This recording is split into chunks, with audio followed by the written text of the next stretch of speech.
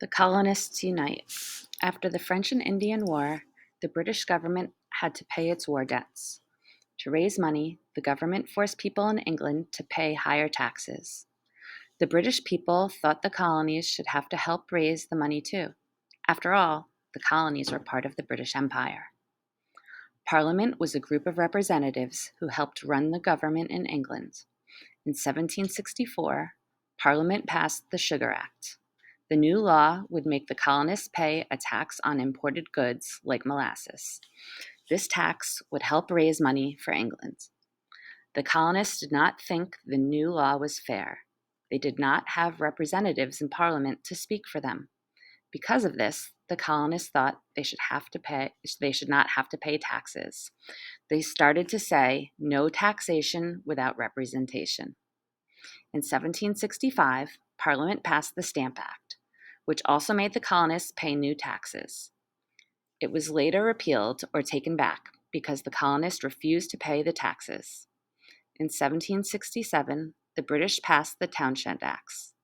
These laws put a tax on things like paper, lead, glass, paint, and tea. This time, British soldiers came to the colonies to make sure colonists paid the taxes. As a protest, Americans decided to boycott or stop buying British imports.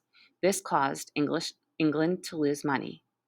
In 1770, all of the Townshend Acts were repealed except the one that taxed tea. The colonists then refused to buy British tea.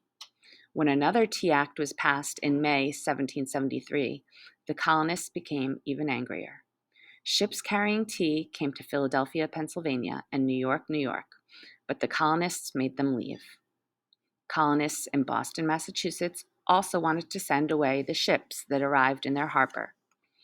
Boston's governor would not allow this, so the ships sat in the harbor without being unloaded.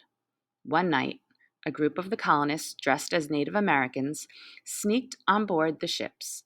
They threw more than 300 boxes of tea into the harbor to protest the taxes. The protest is called the Boston Tea Party. The British thought the colonists had gone too far. After the Boston Tea Party, Parliament punished the colonists by passing more laws. A group of colonists met to decide what to do. At this meeting, called the First Continental Congress, the colonists began preparing for war.